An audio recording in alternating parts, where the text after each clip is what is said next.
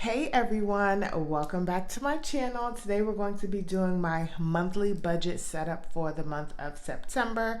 Once again, I am behind, but I am catching back up. So we're going to jump right on into it. If you are new to my channel, my name is Janelle. I do all things budgeting.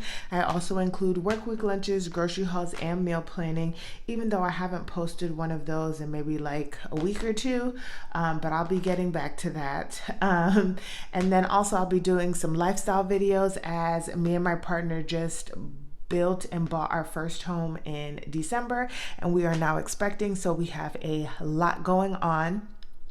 So if this is something that you're interested in, don't forget to hit that subscribe button. So we are jumping on into September, and this is going to be my monthly spreadsheet. I am literally just going to put all of my bills on here and my paydays, and then we're going to actually go to the actual monthly budget and go through those numbers and my goals and my debt tracker for this month. So right now, I'm just using up the remainder of the stickers that I have for that I've had previously before I start buying anything. I do love stickers because they kind of do give a little flair to your notebook. It's not something that I need to do, so that is why I'm trying to use up what I have first, because I have lots of things that I need to worry about more than I do stickers. So I'm going to be getting paid on the 10th and the 24th of this month. And the stickers that I'm using are from Her Courage to Plan and also from Uniquely Sean. So those are going to be the stickers that I'm going to be using. Now I'm just going off the top of my head about where some of these bills go. But Acorns is normally due on the 11th or the 12th, and I'm just going to put that it's on the 11th.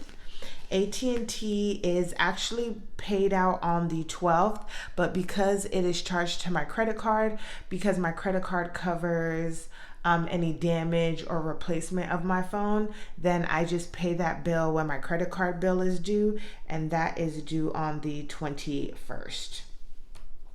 Then we have Netflix that is always due on the 8th. And I have my Ashley One furniture, which is due on the 19th. Is it? Let me check. Let's go to August. No, Ashley's one is due on the 20th. And then y'all can see how crooked my stickers are. And then Ashley's 2 is due on the 19th, and it kind of sucks because in person you can actually see my writing, but on camera you cannot see it that well. I have a city payment that I'm going to make, which that payment is not going to be paid until the 30th of this month, because this city payment is going to be for October because September's payment has already been made. Discover is due on the 8th, and that is here. And I have my Wells Fargo payment, which is due on the 21st. And then I have my Great Lakes payment that is due on the 25th, and that is just my small student loan. And there we are.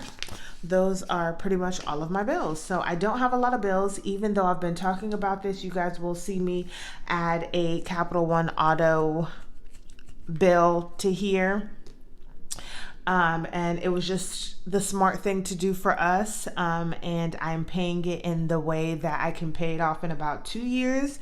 And so you guys will see my journey on that. But I'm just going to show you guys pretty much how I'm going to be able to survive, not live paycheck to paycheck, and still pay my bills and save. So I hope you guys enjoy this journey.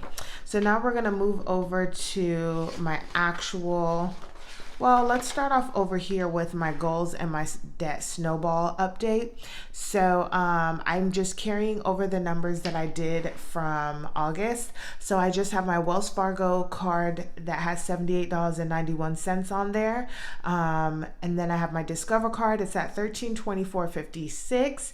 I have Great Lakes at $48.36.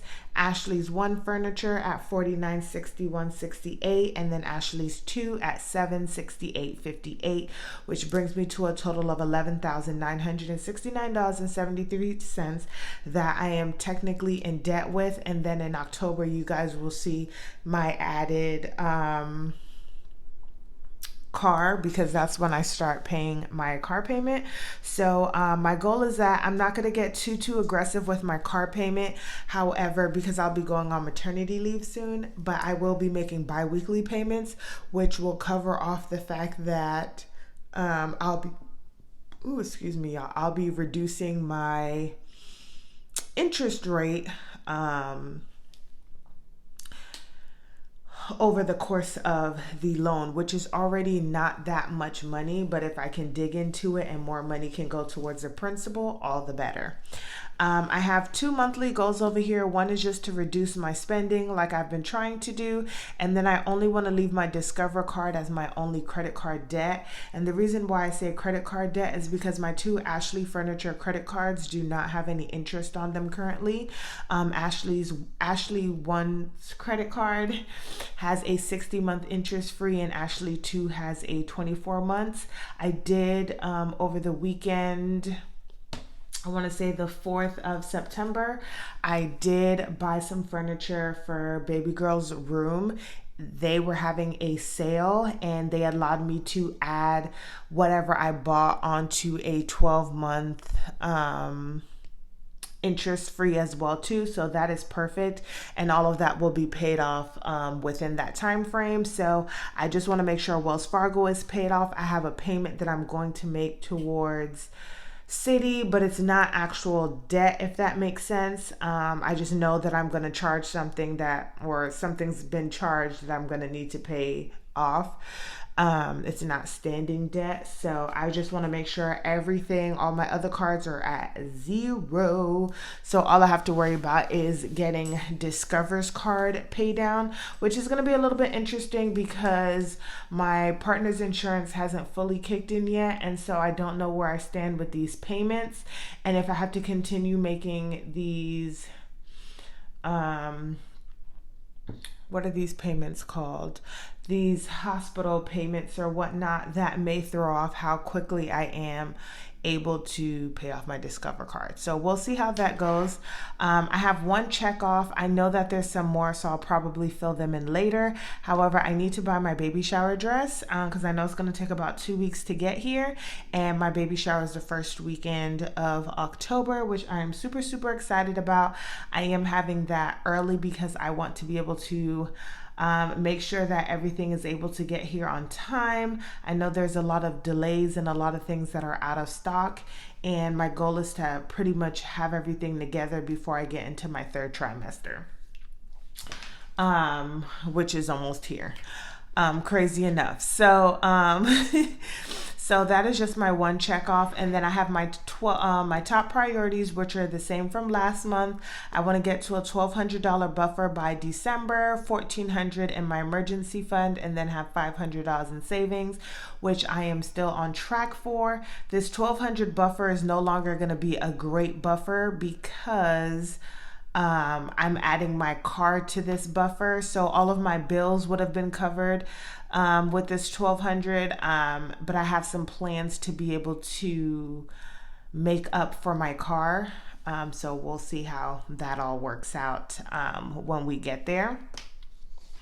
So then we are going to go take a look at my actual budget. So I pretty much already filled out all of the numbers except for income. So I have something to go over with you guys.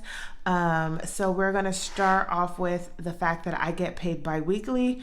This is a 2 paycheck month. So no extra pay for me. So for my income, my first income, I am budgeting $1,250. For income 2, I'm also budgeting $12.50, and I do the bare minimum because I know that I will technically get some kind of bonus on one of these checks. I never know which check it's going to be, and I never know how much it is, so I just rather just budget for my regular paycheck, and then if I get more money, then I just get more money. My rollover, I'm budgeting $300, and I don't have anything planned for other. And so that puts me at 2,800 for the month in terms of bills. So just to quickly go over all of my bills and expenses with you guys. I have my AT&T bill, which is $186.53. I have my buffer that I'm still putting money towards at $100. I have my Netflix. We watch a lot of stuff on Netflix, surprisingly, for $19.47. Although it's not going to get used now that football has finally started, and we're a huge sports fan, so that's what we'll be watching most of the time.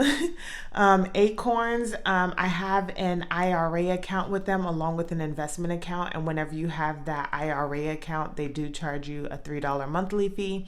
So that is what that is there for. I have my transfer, which is the money that I send over to my household account, and that is at $600 for the month. I have my Ashley 1's furniture at $96, Ashley 2 at $33. This will be going up probably in October to add on the extra money that will be added to the account for the furniture that I bought. Discover's at $35, Wells Fargo is at $78.91, and then like I was talking about, I have that city payment for $191.40. My 3 investment accounts, I have Robinhood for $20 for the month, Acorns for $20, and then IRA for $20. And then I have my small student loan, which is through Great Lakes, for $52. And then I budgeted $0 for miscellaneous. I always know that money's going to come out of this checking account at some point. And this total amount for all of my bills and expenses come out to $1,456.40. Okay. And on to my cashless cash envelopes and cashless sinking funds. I take my money out of my Wells Fargo account and I transfer it over to my Capital One account, and that is how I use my money there. So we have groceries. I budgeted that at $120. Gas is also at $120. With my new car, I kind of get the same mileage, which is awesome, but the gas tank is just a tad bit smaller. And so if I'm estimating correctly, still trying to play around with how much money I will need. Gas has gone down for premium because I was paying like $3.60 and now it's $3 and some change. So I'm doing 120. We'll see how that works out. And then I have household at 40, which I am probably in October or November will be putting some extra money towards household because I am in December. And I'm thinking maybe end of December, maybe beginning of January, we'll just see where we are. But I am planning on doing a huge stock up on pantry and household things that will last long, so that while I'm on maternity leave, we don't have to worry about going to buy things like paper towel, toilet paper, toothpaste, toothbrush heads, because we change ours every 2 months, floss, body wash, deodorant. I still have a lot of those. My partner doesn't. So I'll need to make sure that I stock up on those things. Laundry detergent, all of that kind of stuff. I just want to make sure that the house is just like fully stocked and everything's here, especially since his mom will be here as well too. So we're going to have to be accommodating an extra person as well. And then I have personal at 100. I am thinking about getting just like my hair braided for my baby shower, so then I don't, for the month of October, I really just don't have to worry about doing my hair and I can save some money in personal. I am also planning on cutting my nails down because these are my real nails and they have gotten a little bit too long for me now. I just want to be able to have money in personal. I know that whenever I go on maternity leave, I will probably would like to have just a few dollars in there to make sure that my hair is taken care of. So we'll see how that goes. Sorry. And then I have my miscellaneous at $30. I keep putting less money in here, which makes absolutely no sense to me because probably should put more money in here because I'm spending money in other areas such as my credit cards that I should not, but I'm trying to keep myself together, y'all. And that totals out to $410.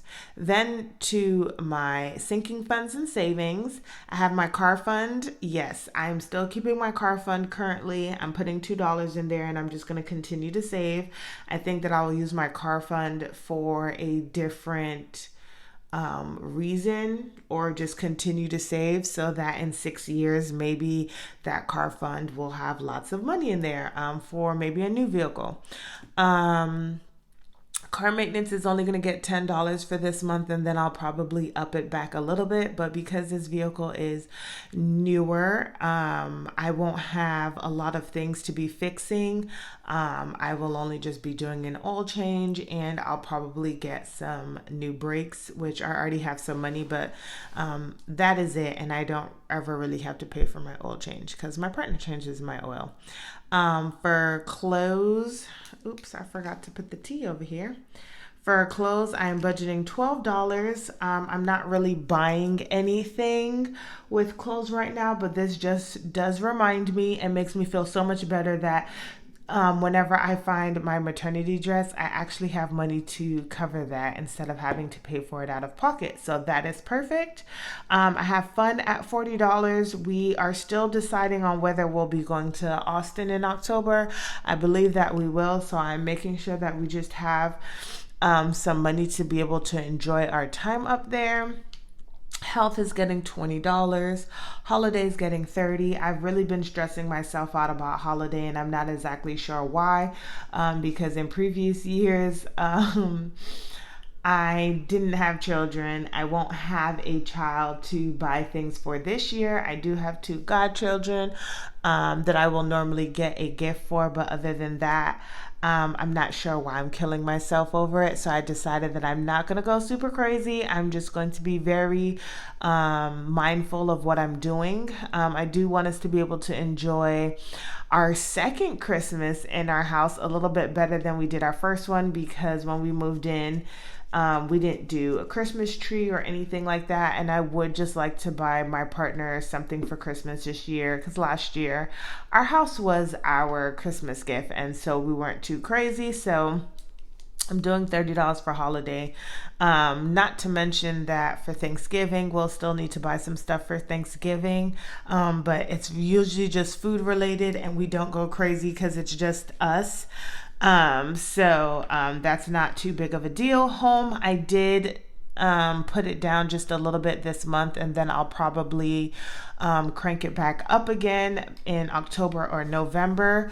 And that is just so I want to continue to save for our home because like I've been saying, we have a lot of things.